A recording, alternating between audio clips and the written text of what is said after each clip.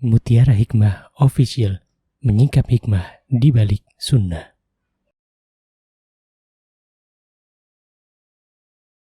Salurkan donasi terbaik Anda untuk mendukung dakwah Mutiara Hikmah Official.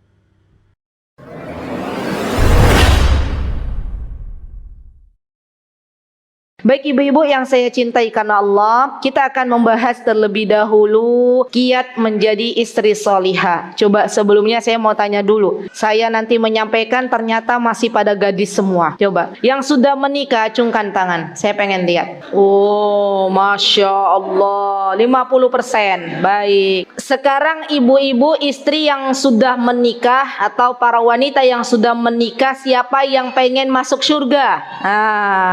Masya Allah. Ini kayaknya mbak-mbak yang di depan ini gadis-gadis semua ya.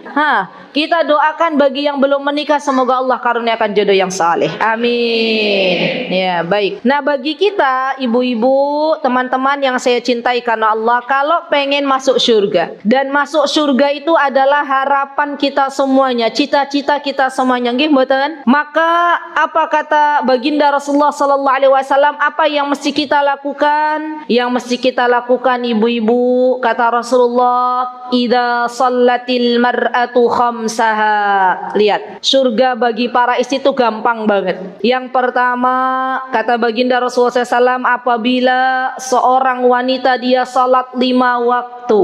Bu, yang namanya salat 5 waktu itu bukan hanya menggugurkan kewajiban, tapi yang namanya salat 5 waktu itu harus benar-benar dengan ilmu.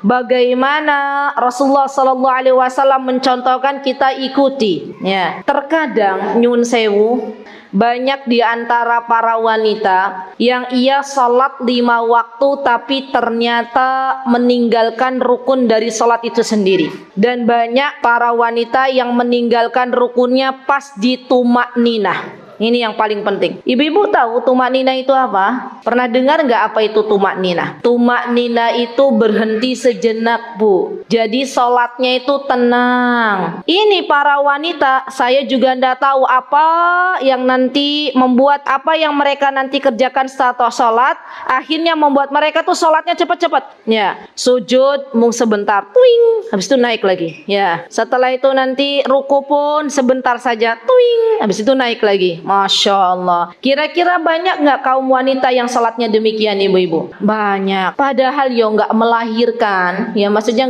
nggak diburu-buru melahirkan, nggak diburu-buru juga untuk ke luar kota. Tapi ternyata banyak yang meninggalkan rukun salat tumak nina. Padahal ibu-ibu, kalau kita tahu bahwa tumak nina itu adalah bagian dari rukun salat. Kalau rukun salat kita tidak kita tunaikan, maka salatnya mboten sah. Lihat seberapa banyak sholat kita bertahun-tahun. Kalau sholat kita tidak tumak nina, kalau sholat kita cepat-cepat, rukunya cepat, sujudnya cepat, maka bisa jadi sholat kita tidak diterima.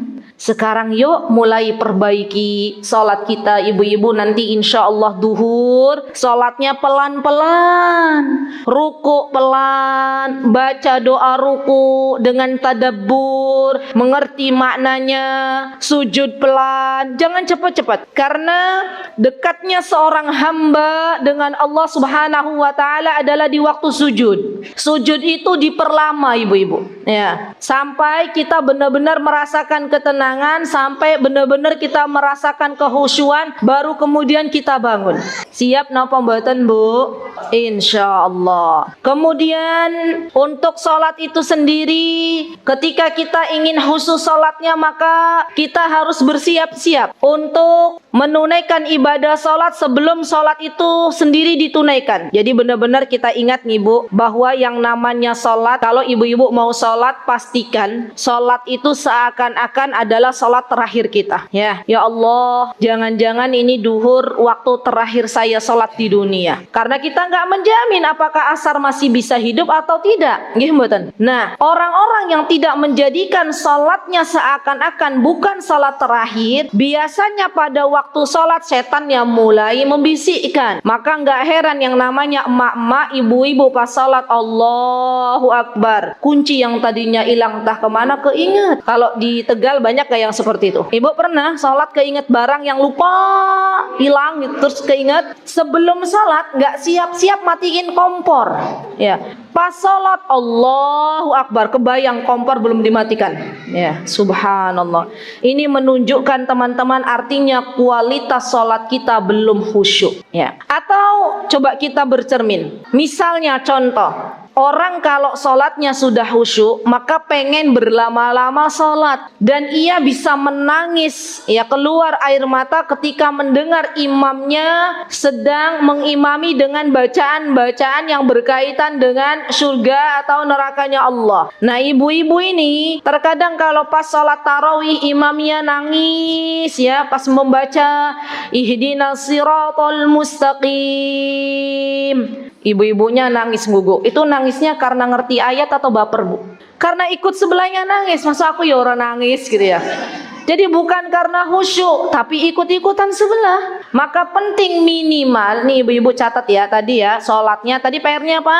Sholatnya nggak boleh cepet-cepet, nggih. Yang kedua, belajar lagi. Apa sih arti surah Al-Fatihah? Coba. Kita sholat bertahun-tahun ya Bu, mungkin terkadang kita nggak tahu arti Al-Fatihah itu sendiri apa, padahal dibaca satu hari 5 kali minimal, bukan 5 kali, berapa? 17 kali, ya kan? 17 rakaat, subhanallah. Dan ini PR untuk kita belajar kembali apa sebenarnya isi kandungan surah Al-Fatihah itu sendiri, minimal itu dulu ya. Baik, setelah sholatnya dibenahi, setelah sholatnya diperbaiki, maka insya Allah hidupnya pun akan lebih tenang, hidupnya akan lebih terarah, hidupnya akan lebih dekat dengan Allah Subhanahu wa ta'ala. Karena sholat itu barometer. Orang-orang yang dia sholatnya tenang, khusyuk, biasanya dalam menghadapi kehidupan dia pun bisa tenang, tidak mudah panik, tidak kemerungsung. Coba ibu-ibu cung di sini ada nggak yang mudah kemerungsung? Bawaannya kebingungan. Coba cek sholatnya. Mungkin bisa jadi sholatnya cepat-cepat, buru-buru. Itu yang menyebabkan akhirnya hidupnya penuh dengan kekhawatiran. PR-nya apa Bu? Wow Bu, sholatnya mboten cepet. Yang kedua, mentadaburi bacaan surah Al-Fatihah. PR tunggal melih 3 untuk perkara sholat. Yang ketiga adalah wudunya disempurnakan. Wudu, terutama wudu ketika akan sholat. Karena orang kalau wudunya sudah bagus, maka insya Allah sholatnya juga bagus. Ya, Bu, nyun sewu, terkadang ada di antara kita itu yang wudu nggak melihat apakah bagian mata kaki tercuci atau belum. Padahal yang namanya mata kaki itu bagian dari anggota wudu. Daripada kita nggak mencuci mata kaki, mending dilebihkan ya Bu ya. Coba tengok bagian siku, ini sudah tercuci nopo dereng. Daripada kita ngepaske atau misalnya mengurangi untuk mencuci siku, ini lebih baik dilebihkan. Begitu ya ibu-ibu ya. Kemudian coba bagian rambut, bagian wajah, bagian telinga, semuanya sudah kita cuci dengan sempurna nopo dereng. Dan itu menjadi PR untuk kita, bagaimana cara berwudu yang sesuai dengan anjuran Nabi kita Muhammad sallallahu alaihi wasallam. Baik, PR 3 nggih Bu. Insyaallah nanti di follow up oleh para panitia, membuat membuat kajian-kajian ta'lim untuk memperbaiki bacaan surah Al-Fatihah ibu-ibu, mengajarkan bagaimana wudhu yang benar, mengajarkan bagaimana salat yang benar. Yang kedua, apa kata baginda Rasulullah? Idza shallatil mar'atu khamsaha. Kalau dia sudah menjaga salat 5 waktu. Tadi menjaga sudah ya Bu, PR-nya 3. Wa shamat syahroha. Napa niku wa shamat syahroha? Dan puasa di bulan Ramadan. Coba, kita itu sekarang hidup di bulan nopo Bu? Rajab. Habis Rajab nopo? Sya'ban. Habis Sya'ban Ramadan. Habis Ramadan Syawal. Habis Syawal Dzulqa'dah. Habis Dzulqa'dah Dzulhijjah. Habis Dzulhijjah Muharram. Habis Muharram Safar. Habis Safar Rabiul Awal. Habis Rabiul Awal Rabiul Tsani. Habis Rabiul Tsani Jumadil Awal. Habis Jumadil Awal Jumadil Akhir. Habis Jumadil Akhir Rajab. Kayaknya kok banyak yang belum hafal nggih. PR lagi gitu ya. Lah niku kan bagian subhanallah dasar agama kita. Masa kita hafal ibu-ibu Januari, Februari, Maret, April, Mei, Juni, sudah di luar kepala. Tapi giliran nyebut Muharram antara Dzulqa'dah, Dzulhijjah sudah salah-salah. Dzulhijjah, Dzulqa'dah. Padahal Dzulqa'dah dulu baru Dzulhijjah. Rajab, Sya'ban sudah kebalik-balik. Sya'ban, Rajab. Padahal Rajab dulu baru Sya'ban. Jadi kita sebagai umat Islam harus tahu bulan-bulan Hijriyah itu seperti apa. Kita yang mengaku cinta kepada Rasulullah sallallahu alaihi wasallam harus tahu apa saja bulan-bulan Hijriyah yang diajarkan oleh Nabi kita Muhammad sallallahu alaihi wasallam. Nah, kita sekarang berada di bulan Rajab. Artinya sebentar lagi Sya'ban, sebentar lagi masuk Ramadan. Bu, di bulan Rajab ini adalah bulan yang Allah muliakan. Barang siapa yang beramal salih, ya, barang siapa yang beribadah di bulan Rajab ini, maka pahalanya dilipat gandakan oleh Allah Subhanahu wa taala. Ibu-ibu dari rumah duduk di masjid, pengen menuntut ilmu, pengen belajar agama, pengen ngaji, pengen maos, pengen taklim. Masya Allah, di bulan Rajab ini pahalanya dilipat gandakan. Beda ketika ibu-ibu datang ke Masjid Siti Hajar, kemudian di bulan Sya'ban, maka pahalanya jauh lebih banyak di bulan Rajab ini. Maka saya ajak ibu-ibu, diri saya terutama, dan ibu-ibu semuanya, ayo mumpung masih dikasih kehidupan oleh Allah, perbanyak beramal soleh. Paling gampang perempuan beramal soleh niku Bu, zikir. Ya, dremimil lambene, mulutnya itu dremimil berzikir. Saya akan memberi sedikit saja ya ibu amalan, tapi diamalkan. Insyaallah ini amalannya sesuai dengan hadis yang sahih. Apa amalannya? Perbanyak baca subhanallahi wa bihamdihi subhanallahil azim. Apa kata Rasulullah? Kata beliau, kalimatani khafifatani 'alal lisani thaqilatani fil mizan subhanallahi wa bihamdihi subhanallahil azim.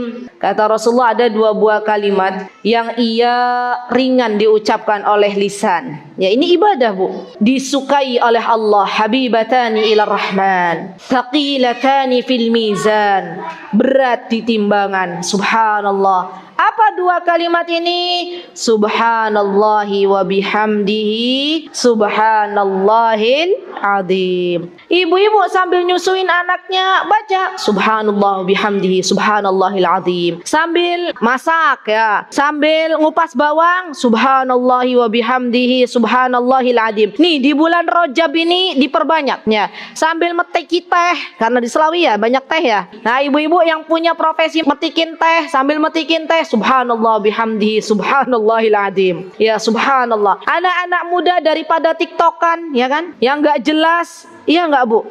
Saya ingin berbagi sedikit ibu-ibu yang masih lumayan muda, mbak-mbak yang masih muda, yang namanya kematian tuh enggak harus nunggu tua dulu. Ya, kapanpun kematian itu akan datang. Maka yang paling penting kita persiapkan bekal untuk hari setelah kematian, untuk hari akhirat. Apa persiapan kita setelah hari kematian? Baca perbanyak. Subhanallahi wa bihamdihi, subhanallahil azim. PR-nya ada berapa? Banyak banget ya. Ada 5, ya kan? Apa tadi PR-nya? Perbaiki wudhu dulu kan. Kemudian perbaiki bacaan surah Al-Fatihah. Tidak cepat-cepat sholat. Terus hafalan bulan Hijriah. Lomba nanti lomba. Jadi lomba tuh nggak lomba kelereng aja. Lomba ibu-ibu. Hafalan sebutkan 12 bulan Hijriah, ada hadiahnya. Nanti insya Allah banyak hadiah. Hafalkan Bu, nanti saya tanya. Ya. Kemudian tadi yang kelima, perbanyak baca subhanallahi wa bihamdihi, subhanallahil azim. Nanti mana hadiahnya kalau perbanyak baca subhanallahi wa bihamdihi, subhanallahil azim? Hadiahnya nanti ibu lihat, kalau sudah di akhirat timbangan kebaikan ibu akan Allah beratkan. Subhanallah. Jadi perbanyak subhanallahi wa bihamdihi, subhanallahil azim. Mbak sambil nyetir motor nganter anaknya sekolah, daripada di lampu merah ngeliatin lampu merah kapan hijaunya, mending baca subhanallahi wa bihamdihi, subhanallahil azim. Jadi perbanyak doa ini. Baik. Kemudian tadi wasama syahroha, bulan Ramadan, puasa di bulan Ramadan. Ibu-ibu, saya mau tanya, saya mau kasih hadiah deh. Siapa yang bisa menjamin ibu-ibu yang ada di sini masih hidup sampai bulan Ramadan? Cung, saya mau kasih hadiah. Ada nggak? Nggak ada ya?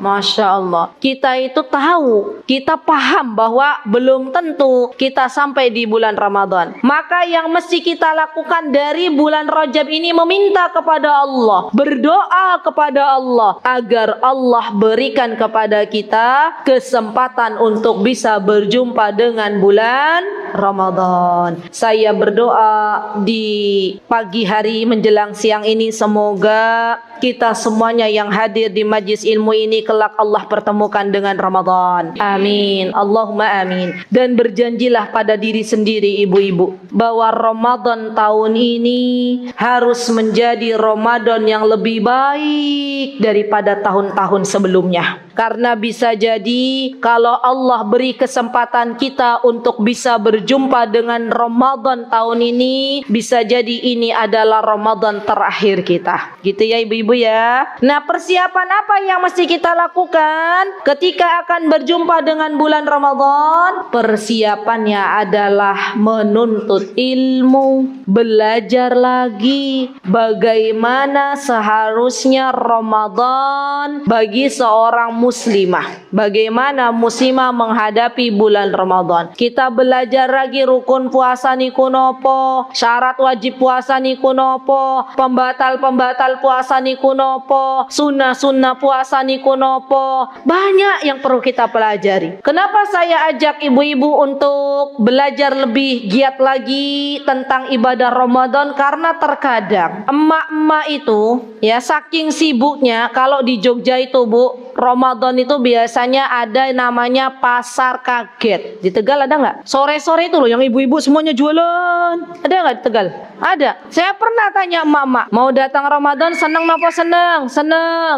Senengnya kenapa? Bisa buka warung dadakan katanya ya. Nah, kita sebagai umat Islam, kita harus bisa merasakan kedatangan bulan Ramadan dengan bergembira. Jadi kita nih Bu, ketika nanti di bulan Syaban sudah mendekati bulan Ramadan, maka kita harus merasakan kegembiraan akan datang tamu yang mulia. Dan bagi ibu-ibu, di antara persiapan selain ilmu, juga persiapan ibu-ibu yang belum qadha. Nah, yang belum bayar hutang puasa. Nih, masih ada waktu di bulan Rajab ini, di bulan Sya'ban ini, untuk cepat-cepat bayar hutang puasa. Karena yang namanya perempuan terkadang kalau datang Ramadan datang tamu yang tak diundang, yaitu menstruasi atau haid. Dan bagi kita dicatat baik-baik, haidnya berapa hari nanti diqadha, kira-kira berapa hari jua yang saya harus bayar. Ya, subhanallah, ada banyak kaum wanita yang menunda-nunda bayar puasa padahal dia mampu, tidak ada uzur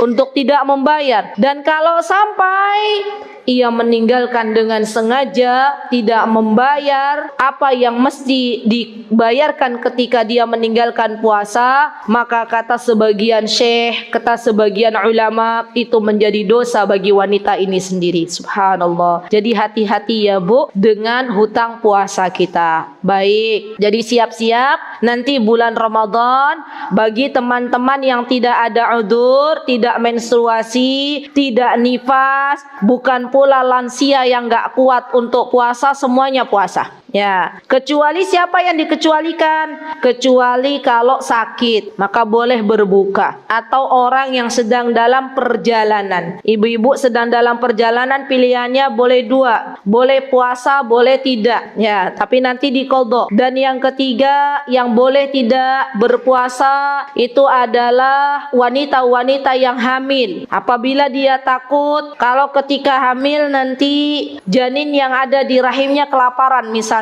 Ya, ketika dia berpuasa dan nanti dia berpuasa, maka nanti ia khawatir janinnya akan kelaparan. Yang dikecualikan adalah wanita-wanita yang menyusui. Ya, dia khawatir kalau berpuasa nanti bayinya akan kehausan misalnya. Kemudian yang kelima adalah ibu-ibu lansia yang sudah nggak mampu lagi untuk berpuasa, simbah-simbah yang sudah nggak kuat puasa, maka ini juga boleh tidak berpuasa. Yang ketujuh, para pekerja keras, misalnya bapak-bapak yang memang dia mencari nafkah dan mencari nafkahnya itu benar-benar perjuangan berat, tidak bisa kalau dilakukan berpuasa, maka ini juga sebagian ulama mengatakan diperbolehkan atau berbuka. Kemudian yang ketujuh, nifas, wanita-wanita yang nifas habis melahirkan, maka ini juga boleh tidak berpuasa di bulan Ramadan. Ibu-ibu kalau nggak mendapati 7 golongan ini, tidak termasuk ke dalam 7 golongan ini, artinya kita harus berpuasa. Dan yang namanya puasa Ramadan itu banyak keutamaannya. Nanti insya Allah panitia yang ada di sini, saya himbau sebelum datang bulan Ramadan mengadakan kajian lagi, ta'lim lagi, menyambut bulan Ramadan, belajar lagi fikih Ramadan. Ya, baik. Yang ketiga, apa kata baginda Rasulullah SAW agar menjadi istri yang salihah? Yang ketiga adalah wahafidhat farjaha. Nih Bu, wanita-wanita yang dia bisa menjaga kemaluannya. Nyun sewu, banyak sekarang, dan ini insya Allah informasinya valid, bukan hoak. Saya tidak perlu menyebutkan provinsi mananya, yang jelas ini di Jawa. Jadi sekarang itu banyak kaum wanita yang mohon maaf hamil sebelum menikah. Ya, hamil di luar nikah. Dan ini menunjukkan artinya kiamat sudah semakin dekat. Dan artinya wanita-wanita yang bisa menjaga kemaluan itu adalah wanita-wanita yang memiliki rasa malu. Dan ini sudah langka di zaman ini. Maka jadilah kita para istri yang bisa menjaga kemaluan kita. Hanya kita berikan kepada suami kita. Jangan pernah wal'iyadzubillah, ibu-ibu punya pikiran wal'iyadzubillah pengen selingkuh dengan mantan. Ya, karena yakinlah bahwa suami kita yang sekarang itu adalah yang terbaik dari Allah, yang terbagus, yang terindah, yang ter gitu ya. Jadi nggak ada lagi kita lihat mantan kita dulu, ya. Nggak lihat lagi suami tetangga kita. Sudah, kita benar-benar bersyukur atas nikmat yang Allah berikan. Ini nanti ada kaitannya dengan yang keempat. Apa kata Rasulullah SAW? Wa ata'at ba'laha. Lihat, wanita-wanita, para istri yang dia mentaati suaminya. Ya. Nah, nanti insya Allah saya akan jelaskan yang keempat ini. Saya selesaikan dulu hadisnya. Kalau ada seorang istri, dia salat 5 waktu, puasa di bulan Ramadan, kemudian ia pun menjaga kemaluannya serta mentaati suaminya, besok Bu, dibayangkan ya Bu, besok ini para istri nanti di akhirat akan Allah berikan kesempatan untuk bisa masuk dari pintu surga manapun yang ia kehendaki. Allahu Akbar. Bu, pengen boten Bu? Umpamanya, ini baru umpamanya. Di dunia ini ada hotel, hotelnya ada bintang 3, bintang 4, bintang 5, bintang 6, nonton boten? Adanya bintang 7, malah mumet, ya kan? Bintang 3, 4, 5. Ibu-ibu suruh pilih, mau bintang yang keberapa? Pilihnya 3, 4, 5. Bintang 5. Kenapa? Biasanya bintang 5 itu pintunya lebih bagus, gitu kan Bu? Biasanya bintang 5 itu fasilitasnya lebih bagus. Maka nanti para wanita yang dia menjaga salat 5 waktu, puasa di bulan Ramadan, menjaga kemaluannya, mentaati suaminya, dipersilakan oleh Allah untuk masuk surga dari pintu manapun yang ia kehendaki. Subhanallah. Pengen apa pengen Bu? Pengen. Tapi kira-kira saya mau tanya jujur, dari keempat ini kira-kira yang paling berat mana? 1, 2, 3, 4. Coba ibu-ibu yang sebelah kanan saya, kira-kira yang berat mana Bu? Yang keempat. Oh baik. Yang sebelah kiri saya idem apa batan? Yakin yang keempat? Coba saya tanya dulu Bu, kenapa Bu yang keempat? Ayo Bu, kasih hadiah itu ibu itu. Ya, monggo. Kenapa Bu? Waalaikumsalam warahmatullahi wabarakatuh. Nggih. Jadi sebentar. Nyenengan ini belum. Yang paling berat itu yang keempat, taat sama suami gitu ya. Kenapa tuh beda pendapat? Misal. Contoh deh. Contoh. Apa aja yang paling gampang nih? Kamu mau ngaji di mana aja silakan, tapi jangan pakai nikop. Afwan, nanti takutnya saya dipanggil siapa? Afwan, misalnya itu dua soal duit tadi. Pengen sedekah sebanyak-banyaknya. Beliau kan yang ngasih duit nih misalnya. Jadi sering aja debat. Pengen beli itu, kata suami. Manfaat enggak, namanya perempuan kan gimana? Mainin juga orang. Ya, hobi tas satu nggak cukup, memang itu kan main itu. Sama deh tasnya gitu kan misalnya. Gamis misalnya. Tapi kan yang itu kan pengusaha. Subhanallah. Baik, Masya Allah. Baik, silakan hadiahnya berikan dulu. Masya Allah. Iya, Kifa jazakillah khair. Masya Allah, namanya siapa ini? Mama Anin. Nama asli nggak usah deh. Oh iya, namanya Mama Anin. Oke, kata Mama Anin yang paling berat itu yang keempat ibu-ibu. Kenapa? Karena suka beda pendapat sama suami. Contohnya apa? Mau beli tas katanya ya. Kata suaminya, ngapain beli tas? Itu tas yang satu masih benar gitu ya. Mau beli baju gamis. Kata suaminya, itu baju gamis belum habis gitu ya. Harusnya kita bersyukur punya suami model begitu. Betul. Kenapa? Karena terkadang subhanallah ibu-ibu lihat nih, lihat. Artinya ketika kita punya suami yang model begini nih, itu membantu kita untuk hisab di akhirat. Betul kan? Ibu-ibu punya tas 3, udah 3 beli lagi 4 sampai selusin. Coba bayangin, satu tas nih tanya sama Allah ya. Ini tas belum habis kenapa beli lagi? Kita mau jawab apa? Ya kan? Dan ini memang subhanallah para wanita ini kebiasaannya membeli sesuatu yang nggak dibutuhkan tapi diinginkan. Jadi sekarang nanti balik ke rumah bilang ke abangnya terima kasih.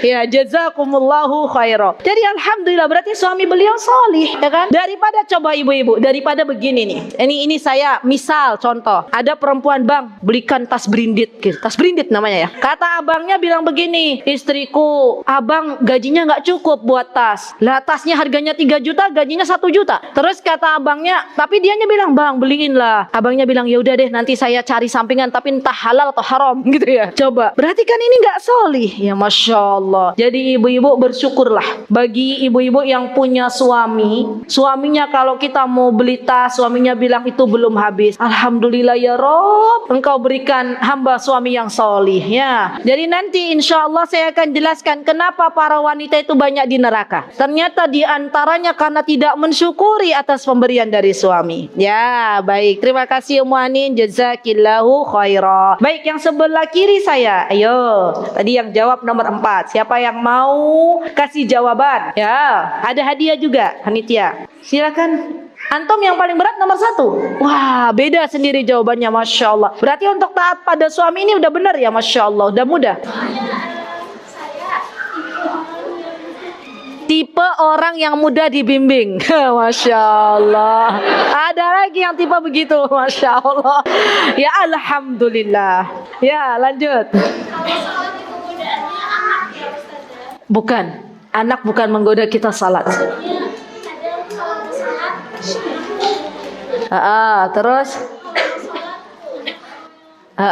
Terus. Baik. Masya Allah, berarti salat. Ya silakan. Jazakillahu khair. Ibu-ibu yang saya cintai karena Allah. Maka dari itu saya tuh kaget juga pas diberitahu oleh admin. Wah, panitia mana ini Siti Hajar minta 2 tema sekaligus. Ini namanya ngebut ya. Jadi istri solihah, jadi ibu solihah. Ya Masya Allah. Jadi ibu-ibu ini nanti ya tema yang berikutnya. Jadi kita jangan sampai mindset kita itu anak itu bikin kita repot. Anak itu bikin kita akhirnya sholatnya nggak khusyuk. Ya, kita rubah mindset kita. Ya, nanti insya Allah saya akan jelaskan. Baik, terima kasih, jazakillahu khair. Baik ibu-ibu, ya. Nah, sekarang kita akan membahas bagaimana cara mentaati suami kita, ya. Yang pertama nih, apa kata baginda Rasulullah SAW?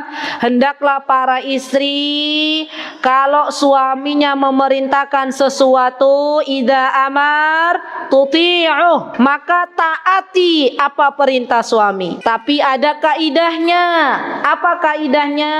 Kalau suami menyuruh kepada sesuatu yang bermaksiat kepada Allah, jangan kita ikuti. Suami menyuruh untuk waliyadzubillah menjual diri, menjadi PSK misal, karena ada tipe suami yang begitu, dianya nggak mau kerja, nyuruh istrinya untuk menjual diri. Itu ada zaman sekarang. Maka kalau suami meminta demikian, boleh tidak mentaatinya. Atau misalnya, mohon maaf ibu-ibu, misalnya ada suami yang menyuruh kita untuk tidak berpuasa di bulan Ramadan. Ini kita boleh mentaati apa mboten? Mboten. Karena ini bermaksiat kepada Allah. Tapi selagi suami memerintahkan kepada sesuatu yang ma'ruf, sesuatu yang bagus, maka kita taati. Contoh tadi, misalnya kata suaminya, Bu Masya Allah, beli bajunya 1 saja, kata suaminya. 1 bang, itu kan yang lain udah 2 gitu ya. Itu kita harus nurut. Alhamdulillah, berarti itu kan sesuatu yang baik. Atau misalnya suami kita bilang, istriku kasihku belahan jiwaku, misalnya ya, yuk datang ke Masjid Siti Hajar belajar agama, misal contoh. Maka kalaupun suaminya mengatakan demikian, maka kita harus mentaatinya. Termasuk di dalamnya melayani suami kita, ibu-ibu. Suaminya pagi-pagi pengen ngopi, misalnya, istriku kopinya kok belum ada ya, maka kita harus membuatkan kopi. Nih namanya istri ngaduk kopi aja dapat pahala loh. Masya Allah. Nih ibu-ibu, surganya kita itu Allah dekatkan di rumah kita. Kita menyiapkan makan untuk suami dengan sepenuh hati, dengan sepenuh cinta, maka itu pahala mengalir deras bagi kita. Saldo tabungan di akhiratnya naik ya. Tapi itu bagi yang ikhlas. Beda kalau misalnya dia bikin kopi untuk suaminya sambil ngedumel ya, ngopi gitu ya,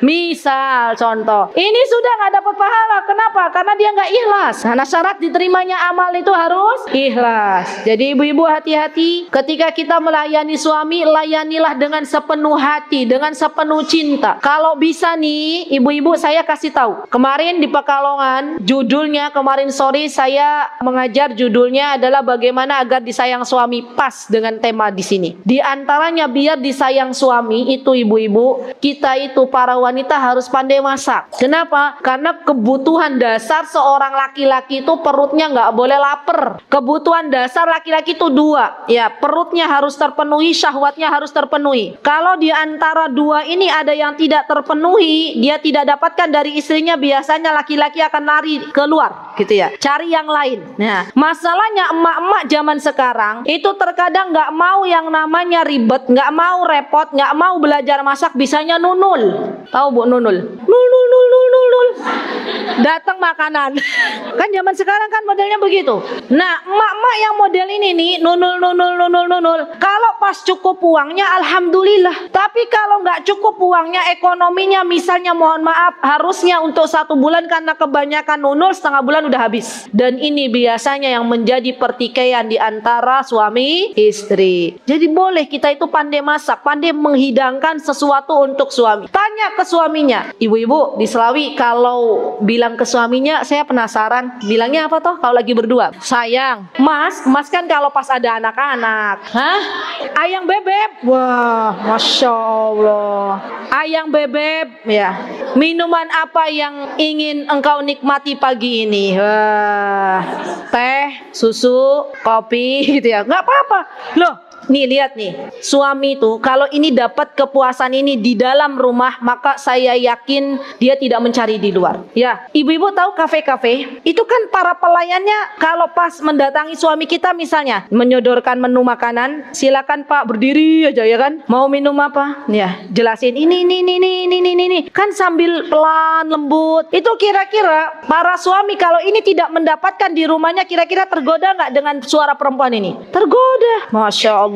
Kemudian suaminya bilang hari ini maunya minumnya herbal ya misalnya. Ya sudah, rempah kita buatkan. Kemudian kita sajikan dengan penuh rasa cinta. Kita menemani suami kita nih teman-teman di rumah itu dapat pahala loh. Ngopi bareng, ngeteh bareng itu dapat pahala. Jadi jangan sampai kita sudah buatkan ikhlas karena Allah, sudah itu kita nih minum, kita tinggal ya. Suaminya bengong, terus minumnya sama siapa gitu ya. Nah itu dia. Kadang kita kurang melayani dengan segenap penuh cinta. Jadi penting bagi kita teman-teman mentaati suami kita dalam segala perkara yang ma'ruf, termasuk melayani. Siap ibu-ibu balik nanti besok dipraktekkan, diamalkan insya Allah. Besok pagi kalau suaminya nggak dalam keadaan saum, katakan kepada suaminya, beb, kalau bahasa Jawa gini, badek ngeresake minum nopo gitu ya. Nggak tahu kalau orang Tegal gimana, mau minum apa gitu ya. Nanti suaminya bilang, kok tumben ya istriku begini ya. Oh, habis ngaji di Siti Hajar ya, masya Allah. Jadi begitu melayani suami. Sampai termasuk nih teman-teman, dalam melayani suami itu termasuk menyediakan pakaian yang hendak dipakai. Masya Allah. Termasuk kalau saya boleh usul, seorang istri itu harus pandai juga membersihkan wajah suaminya. Ya. Jadi tidak usah kita itu, boleh kita skincarean, tapi jangan lupa suami juga di skincare. Ya, betul. Jadi saya tuh biasanya kalau malam, saya biasanya bersihkan muka, saya juga bersihkan muka suami saya. Ya, masya Allah. Jadi boleh ibu-ibu, itu termasuk dalam melayani. Ya, baik. Kenapa saya yang membersihkan wajah suami saya? Karena saya kalau di Jogja itu pernah tanya ke tempat yang biasa facial itu, saya tanya ke mbak-mbaknya, Mbak, di sini ada nggak buat para laki-laki? Servis buat laki-laki? Ada Bu. Saya bilang terapisnya laki-laki atau perempuan? Perempuan Bu. Wow, jangan. Biar saya aja yang membersihkan wajah suami saya. Masya Allah. Baik. Yang kedua nih ibu-ibu nih, ya pengen jadi istri salihah kan dalam mentaati suami. Apa kata Rasulullah SAW? Tasurruhu idza nadhar, dipandang enak. Jadi suaminya lek mandeng menyenangkan gitu. Nah, bagaimana cara menyenangkan suami biar dipandang enak? Nih PR lagi. Wah, PR-nya banyak. Ibu-ibu, kalau ibu-ibu depan suami, pakai bajunya jangan selengkap ini. Ya, pakai nikob, pakai kerudung, pakai baju plus kaos kaki.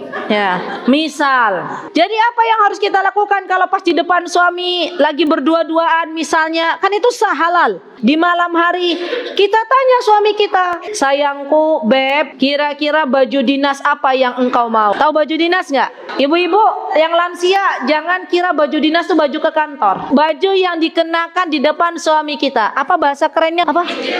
Lingerie. Itulah bahasanya. Ini bahasanya anak muda. Dalam urusan lingerie, kalau kita pengen jadi istri salihah, dengarkan ibu-ibu, kita wajib hukumnya untuk memilih pendapat suami kita. Beb, nih kan ibu-ibu sekarang kan pada online shop-shopan ya. Nah, kita kasih gambar, nih bajunya model begini. Gambarnya jangan yang perempuan, kan ada sekarang yang nggak ada gambar perempuan, yang bajunya tok. Ya, ini sayangku, kasihku, belahan jiwaku, mau pilih baju dinas yang mana? Kata suaminya, yang ini beb bagus. Kita nggak boleh ngeyel, kok yang itu gitu ya. Kan kadang begitu wanita, yang itu kan jelek, yang ini aja. Loh, kata suaminya, gimana ini tadi nanya? Malah nggak mau dikasih jawabannya. Baik, kenapa saya katakan kita harus nurut ibu-ibu walaupun dalam masalah baju dinas ini? Karena yang mau memandang tuh suami kita, bukan kita begini kan. Yang mandang suami kita. Itu pertama, urusan baju dinas nih diurusin. Kenapa saya katakan ini penting? Karena yang namanya suami itu kebutuhan matanya harus terpenuhi. Ya, laki-laki itu makhluk visual ya. Yang yang dia harus melihat keindahan. Nah, di antaranya apa? Istrinya harus pakai baju bagus, baju yang membuat suaminya itu jadi bisa sudah cukup dengan istrinya saja. Tapi masalahnya emak-emak nih ya. Nih saya nggak tahu, wallahu taala alam kalau di Tegal bagaimana. Ini emak-emak kalau biasanya saya kajian offline, suruh pilih pakai daster atau lingerie, mereka pasti kompak pilihnya daster. Di Tegal pilihnya mana? Daster atau baju-baju dinas? Sama saja. Apalagi dasternya dari pernikahan belum ganti. Sudah gitu ada mohon maaf, ada lumayan sedikit ada tambalannya, robek sedikit. Alasannya apa? Kainnya enak. Ya, Masya Allah. Itu berarti harus sudah tidak dipakai depan suami. Sudah kita ganti. Bismillah. Kita ganti karena kita ingin menyenangkan suami kita. Ya, ibu-ibu siap beli lingerie? Insya Allah nih yang pada punya jualan lingerie keluarkan nanti ya.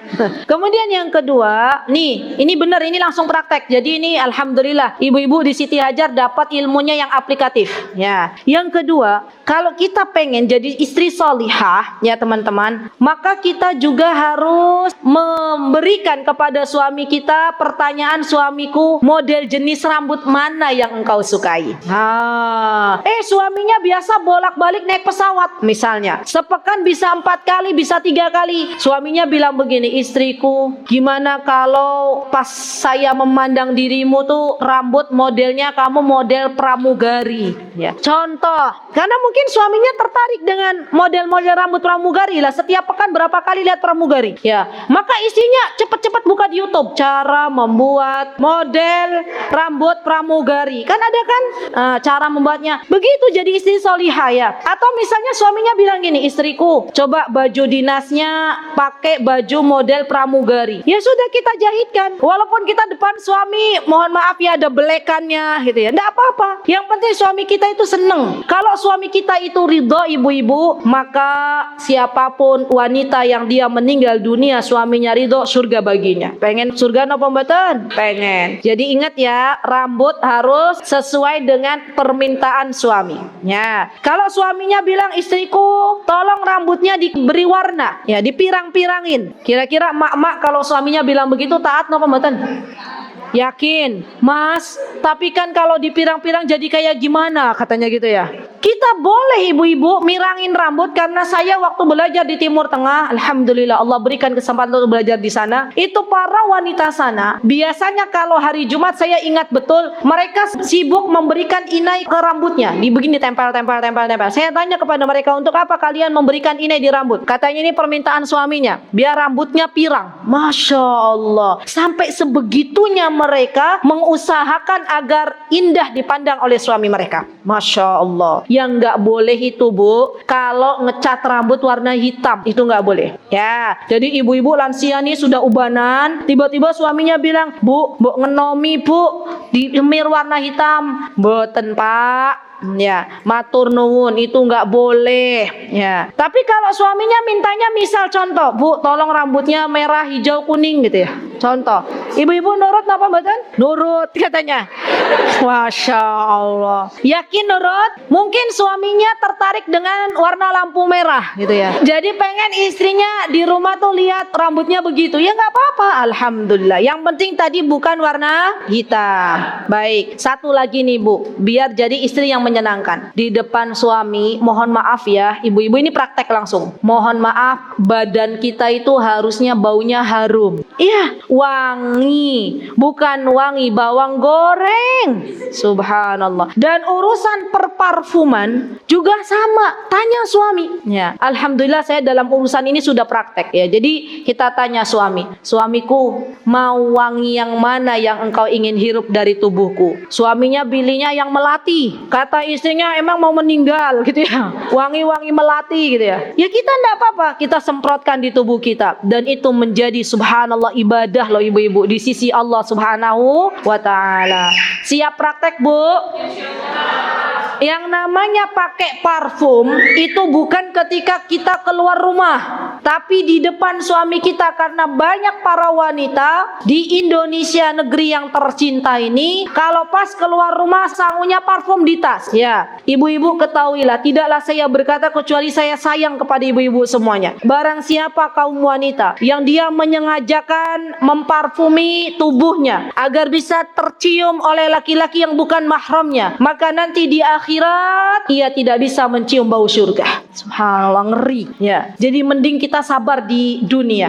Jadi gimana ustazah, saya punya parfum, pakai depan suaminya, mau setengah botol boleh, sebotol boleh, yang penting suaminya nggak pingsan. Boleh kalau memang mau pakai. Jadi itu loh, subhanallah, ini yang mesti kita benar-benar hadapi, benar-benar kita aplikasikan dalam kehidupan sehari-hari. Baik, sebenarnya masih banyak untuk menjadi istri yang salihah, di antaranya tidak memasukkan orang lain yang mana suami kita tidak ridho untuk memasukkannya ke dalam rumah kemudian kita masukkan. Itu nggak boleh. Tidak boleh juga kita berpuasa sunnah dan suami kita berada di rumah tanpa seizin darinya. Ya, ini diantara ciri istri-istri salihah. Baik, termasuk diantara istri yang salihah nih Bu, nih masalah urusan harta ini penting banget. Kalau kita punya harta, ini kaidah penting bagi para wanita. Kalau kita punya harta, maka di dalam Islam harta wanita itu adalah 100% miliknya. Harta suami kita itu bukan 100% milik suami kita, tapi harta suami kita sejatinya dibagi-bagi. Untuk siapa? Untuk istrinya, untuk anaknya, untuk ibu kandungnya. Kalau ibu kandungnya sudah nggak ada yang membiayai, maka wajib bagi anak laki-laki, bagi suami kita untuk menafkahi ibu kandungnya. Maka nggak ada ceritanya di dalam Islam itu yang namanya menantu dia cemburu kepada ibu mertuanya. Nggak ada. Ya. Kenapa? Karena kewajiban bagi seorang suami dia memberikan nafkah bagi ibu kandungnya. Kalau ibu kandungnya sudah tidak ada lagi yang menafkahi, misalnya suaminya sudah meninggal, ya. Dan kita tahu ibu-ibu, bagi kita para wanita, kalau kita punya uang, apakah itu dari warisan ibu kita atau dari usaha yang kita kelola misalnya, maka uang wanita itu adalah 100%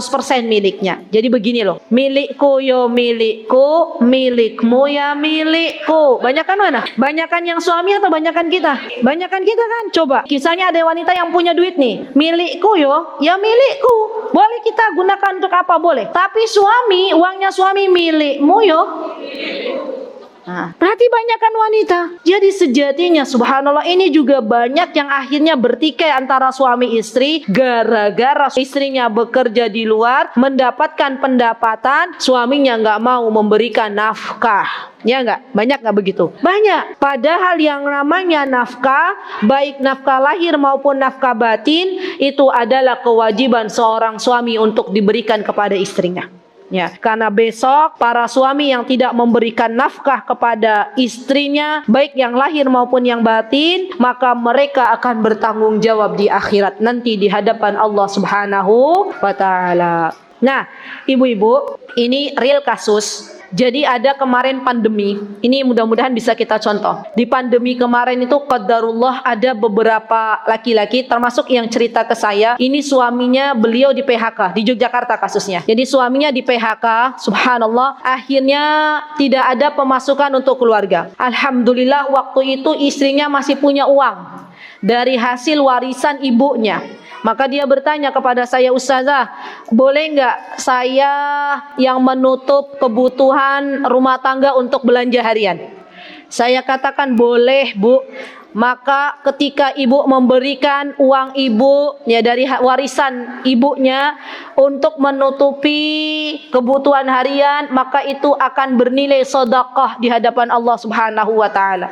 Jadi boleh seorang istri memberikan uang yang dia miliki untuk kebutuhan sehari-hari tanpa ada paksaan dari suaminya.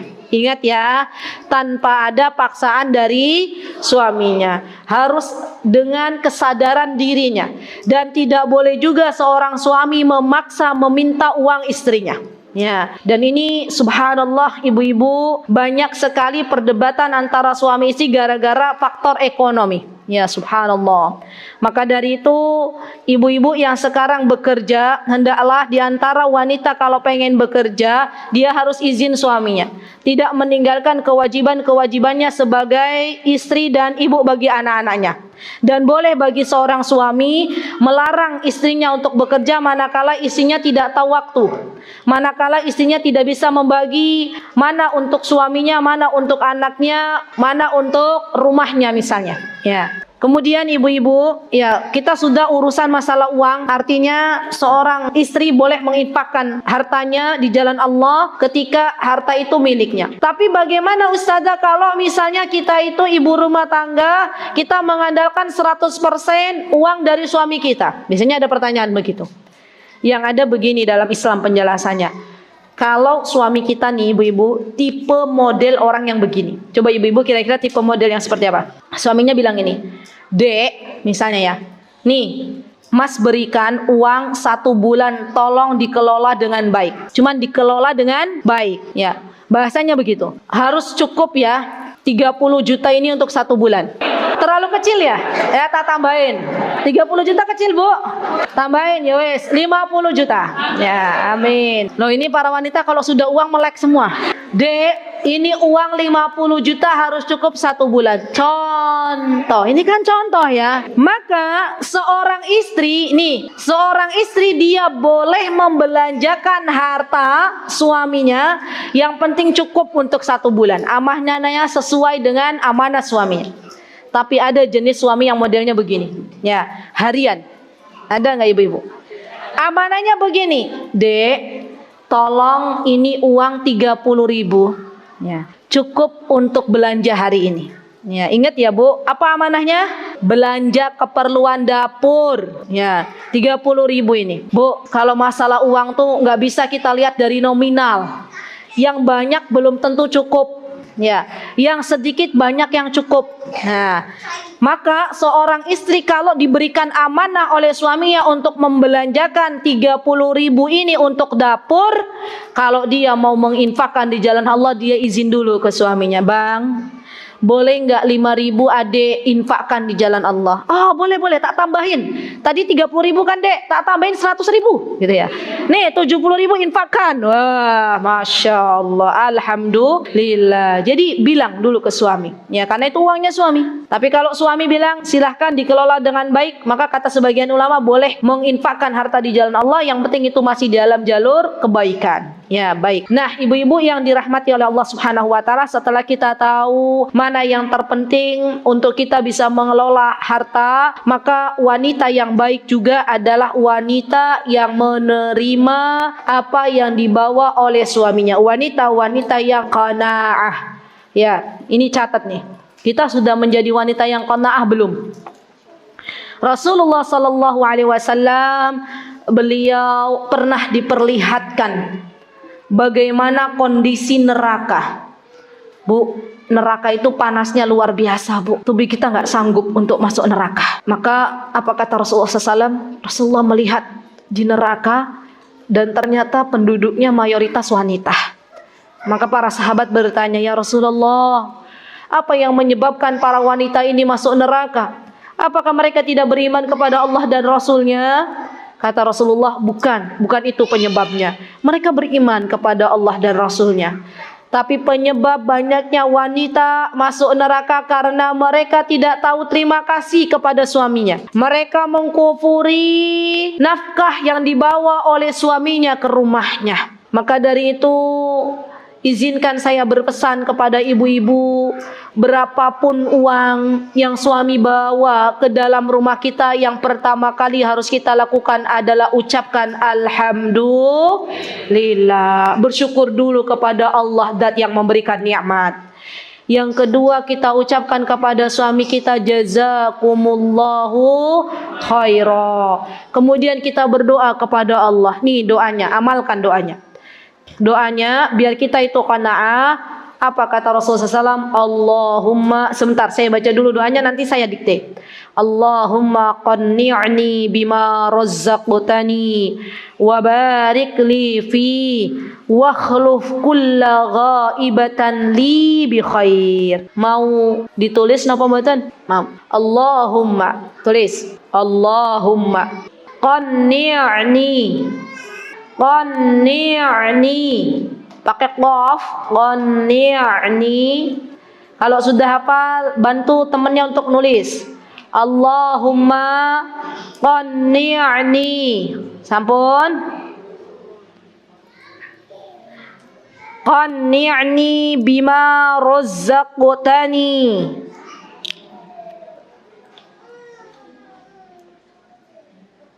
Allahumma qanni'ni bima razzaqtani. Bismillah. Sampun. Wa barik li fi. Allahumma qanni'ni bima razzaqtani wa barik li fi. Sampun. Wakhluf kulla ghaibatan lana bi khair. Wakhluf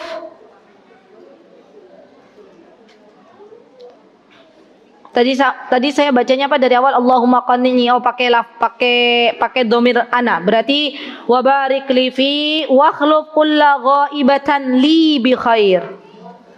Wakhluf kulla ghaibatan li bi khair. Ghaibah. Kulla ghaibatin, berarti kulla ghaibatin li bi khair. Allahumma qanni'ni bima razzaqtani wa barik li fi wakhluf alayya wakhluf alayya kulla ghaibatin li bi khair. Saya ulangi lagi. Allahumma qanni'ni bima razzaqtani wa barik li fihi wakhluf wa barik li fihi wa barik li fihi wakhluf alayya kulla ghaibatin li bi khair. Allahumma ya Allah, tulis artinya. Qanni'ni, jadikanlah saya orang yang qanaah. Ya Allah, nih pentingnya kalau ngaji bawa catatan ya, biar nanti dicatat. Ya Allah, jadikanlah hamba atau saya orang yang qanaah. Bagi yang belum punya suami, catat, ini modal untuk berdoa ya. Modal untuk menikah, modal untuk berdoa. Allahumma qanni'ni, ya Allah, jadikanlah hamba orang yang qana' bima razzaqtani, terhadap apa yang Engkau berikan kepada hamba atau kepada saya. Ya Allah, jadikanlah hamba orang yang qana' terhadap rizki yang Engkau berikan kepada saya. Bima razzaqtani. Wa barik li fi, dan berikanlah keberkahan di dalamnya. Wa barik li fi, dan berikanlah keberkahan di dalamnya. Sampun. Wa khluf alayya, serta gantilah apa yang luput, kulla ghaibatan.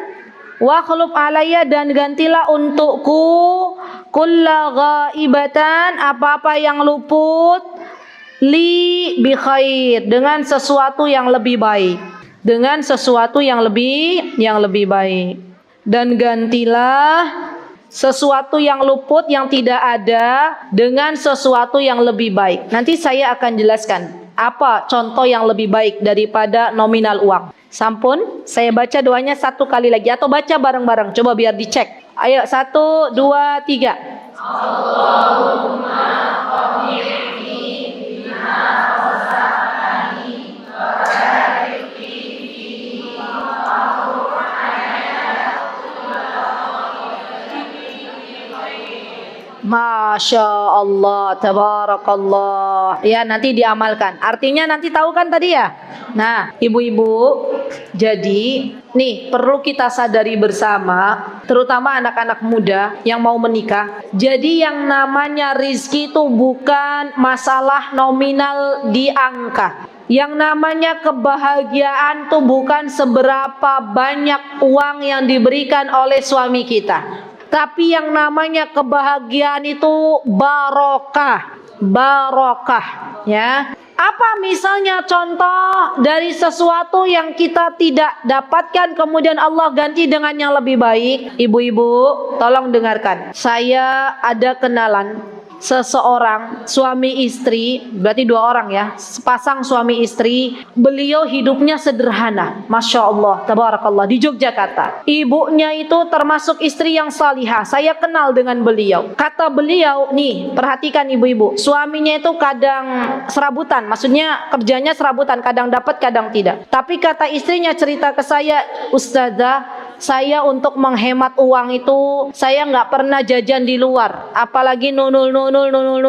Saya biasanya belanja masak buat sekaligus dari pagi sampai sore. Alhamdulillah anak-anak juga nggak neko-neko, ya nggak minta ini itu, Masya Allah. Dan lihat ibu-ibu, dari kesederhanaan suami istri ini Allah berikan anak-anaknya semua hafal Quran 30 juz. Masya Allah. Ini loh yang namanya barokah.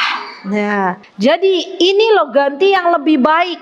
Allah belum berikan dunia kepada mereka berdua, tapi Allah ganti dunia dengan anak-anak yang salih dan salihah, hafal Al-Quran semua anaknya 30 juz. Subhanallah. Jadi ibu-ibu, saya ajak diri saya dan teman-teman semuanya, mari kita mensyukuri nikmat Allah atas semua yang Allah berikan, yang Allah titipkan kepada suami kita. Dan jangan pernah membanding-bandingkan pemasukan yang ada dalam setiap rumah tangga kita dengan orang lain, karena itu yang menyebabkan akhirnya kita kurang bersyukur.